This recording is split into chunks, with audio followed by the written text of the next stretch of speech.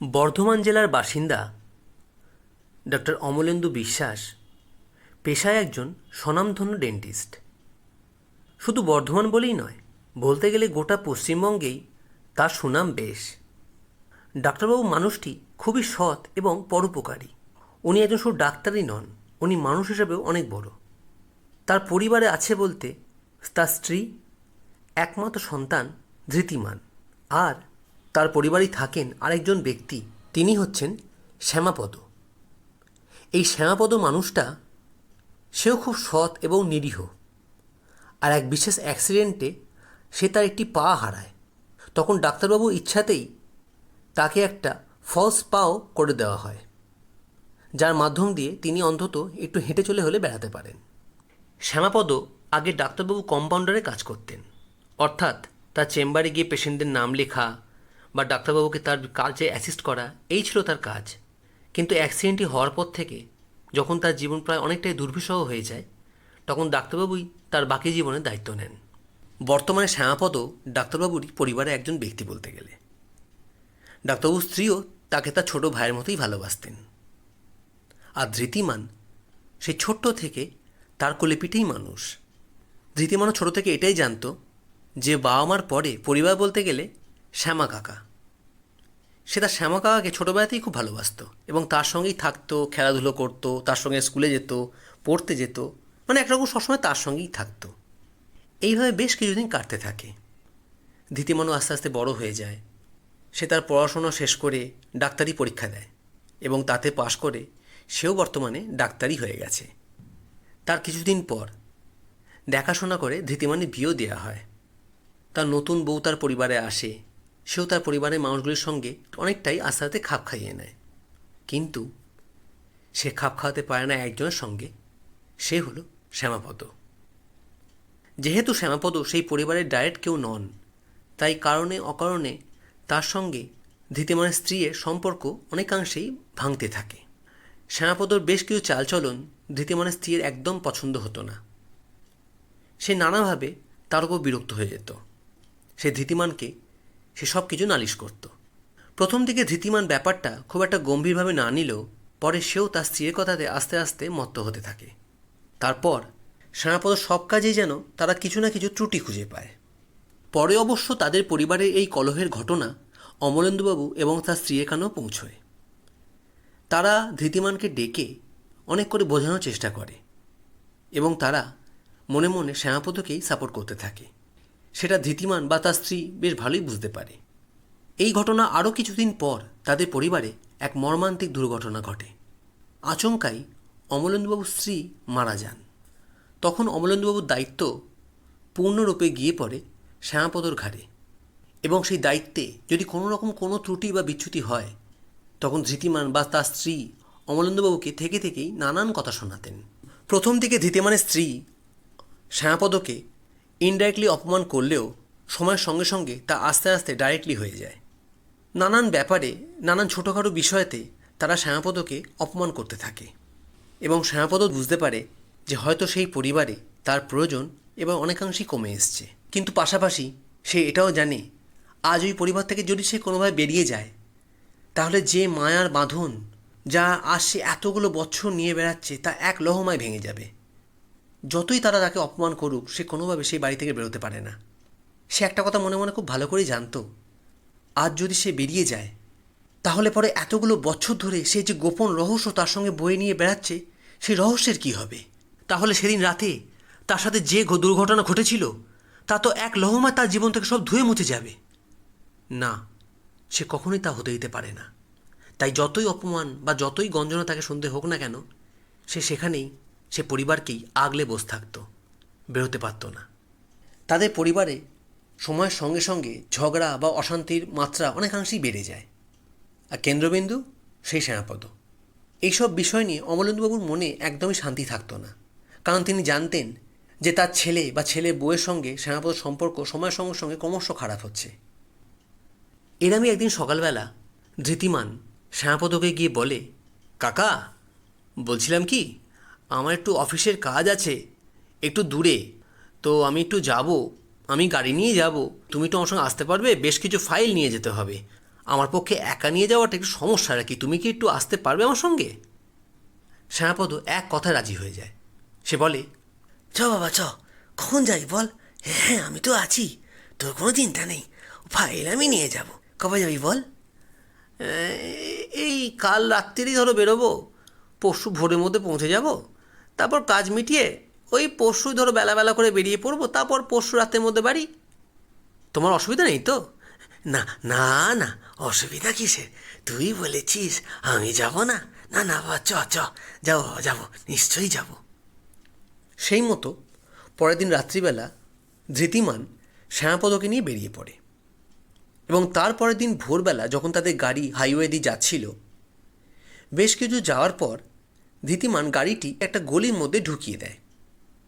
অনেক দূর সে গাড়ি নিয়ে এগিয়ে যায়, এবং বেশ কিছু যাওয়ার পর একটা এমন জায়গা আসে যেখানটা একদমই ফাঁকা এবং নিশুতি।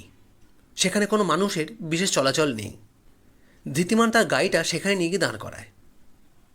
দাঁড় করিয়ে সে শ্যামাপদকে বলে, কাকা তুমি একটু এখানে নামবে? কারণ আমি আমার অফিসটা এই পাশেই, আমার যেখানে এসছি আর কি কাজে, তো ওখানে আমি তোমাকে নিয়ে যাচ্ছি না, আমি ফাইল জাস্ট দিয়েই চলে আসবো, এই ধরো মিনিট 15-20 মধ্যে আমি চলে আসবো, তুমি কি একটু এখানে থাকতে পারবে?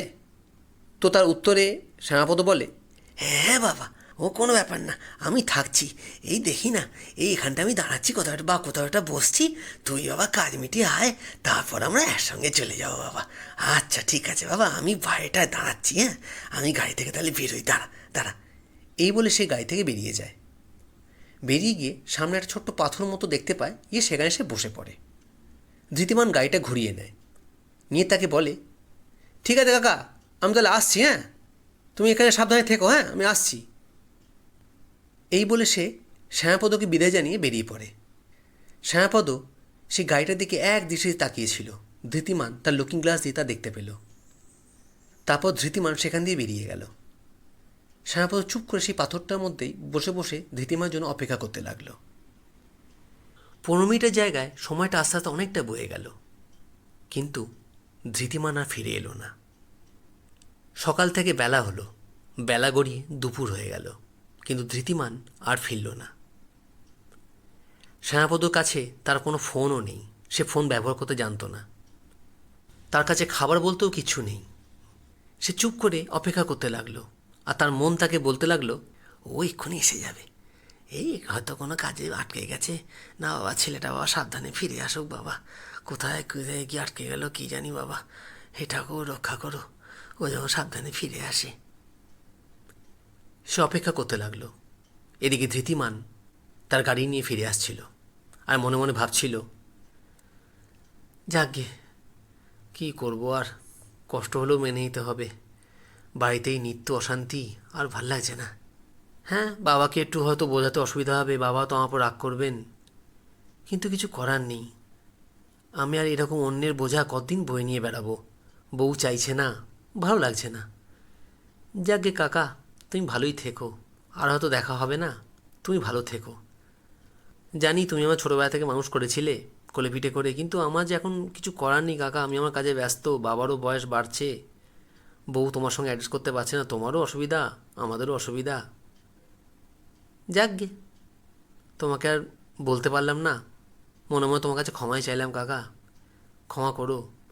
আশা করি তুমি কোনো না কোনো সুরাহা ঠিক পেয়ে যাবে, অশান্তির থেকে শান্তি ভালো কাকা। এসব ভাবতে ভাবতে সে গাড়ি নিয়ে তার বাড়ি চলে এলো। তাকে বাড়িতে একা আসতে দেখে তার বাবা অমলেন্দুবাবু একটু অবাক হলেন, হয়ে তার ছেলেকে ডেকে জিজ্ঞেস করলেন, হ্যাঁ রে, শ্যামাকে দেখছি না তো, শ্যামা কোথায় গেল? ও তো তোর সঙ্গেই বেরিয়েছিল, ও এলো না? শ্যামা কাকা তো আমার সঙ্গেই আসছিল, তারপর শ্যামা কাকার কোন বোনের বাড়ি আছে কি বললো, আমায় বললো ওখানে নামিয়ে দিতে, শ্যামা কাকা কিছুদিন থাকবে ওখানে, তারপর আসবে আর কি। শ্যামার বোনের বাড়ি? কি জানি, এরম তো কখনো শুনিনি। মানে ও তোকে কি বললো? ও ওই তো আমায় বললো যে ওখানে ছেড়ে দিতে, কিছুদিন বাদে ফিরে আসবে।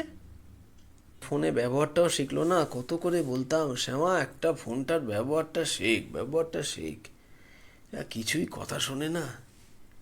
এই বলতে বলতে অমলেন্দুবাবু ঘরের মধ্যে ঢুকে গেলেন। আস্তে আস্তে 2 দিন কেটে গেল এই ঘটনার। তারপর থেকেই অমলেন্দুবাবুর মনটা কেমন যেন কুগান গাইতে লাগলো। সে শ্যামাপদর জন্য খুব ছটফট করতে লাগলো এবং সে মনে মনে কিছু আন্দাজ করতে পারল যে হয়তো তাকে কোনো কিছু লুকোনো হচ্ছে। তিনি তখন তার ছেলেকে আবার ডেকে পাঠালেন। এবার তিনি তাকে খুব শক্তভাবে জিজ্ঞেস করলেন, হ্যাঁ রে, সত্যি কথা বলতো, শ্যামার কি হয়েছে? ও তো এতদিন আজ অবধি কখনো বাড়ি থাকিনি, আর ওর বোন তো এখানে থাকে, আমি কখনো শুনিনি। সত্যি কথা বল, আমায় লুকোবি না, কি হয়েছে বল। তখন ধৃতিমান একরকম বাধ্য হয় তার বাবার কাছে সবটা কনফেস করতে। যে সত্যটা সে কোনোদিন তার বাবাকে বলতে চায়নি, কিন্তু সে মনে মনে জানতো যে বাবাকে একদিন একদিন বলতেই হবে। ফাইনালি সেটা তাকে তার বাবাকে বলতে হলো, এবং এই কথাটি বলা মাত্রই অমলেন্দুবাবু তার ছেলেকে সজোরে এক চড় লাগালেন, এবং চড়টি মারতেই সঙ্গে সঙ্গে বাড়ির অন্যান্য মানুষ যারা ছিলেন বা বাড়ির অন্যান্য চাকর বাকররা সবাই দৌড়ে এলো। অমলেন্দুবাবু চিৎকার করে উঠলেন, এ কি করেছিস তুই? হ্যাঁ, হে ঠাকুর, এ কি হয়ে গেল ঠাকুর, এ কি হয়ে গেল? তুই জানিস তুই কি করেছিস? তোর কোনো আইডিয়া আছে তুই কি করেছিস? হ্যাঁ। তার বাবাকে এরম বিচলিত হতে দেখে ধৃতিমানও কেমন যেন ভয় পেয়ে গেছিল। সে চমকে উঠল বাবার এই অবস্থা দেখে। তার বাবা আরও বেশি করে চিৎকার করতে লাগলেন, তুই জানিস তুই কি করেছিস? হ্যাঁ? তুই জানিস তুই কাকে তাড়িয়েছিস বাড়ি থেকে? হ্যাঁ, মূর্খ, নীচ, ছি ছি, তুই জানিস ওকে?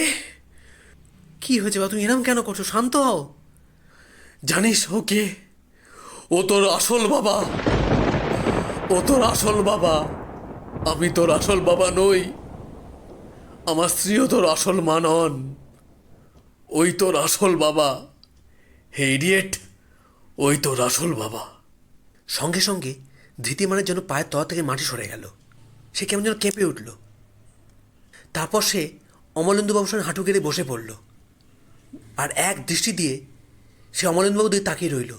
তাকিয়ে বলল, মানে কি বলছো বাবা সব? তুমি কি কথা বলছো? আমি ঠিকই বলছি।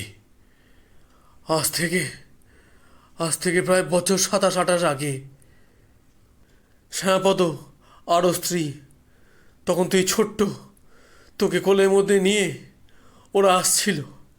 এমন সময় একটা লরি এসে ধাক্কা মারে। শ্যামাপদ স্ত্রী ওইখানেই মারা যায়। মানে তোর মা, তোর নিজের মা ওইখানেই মারা যায়।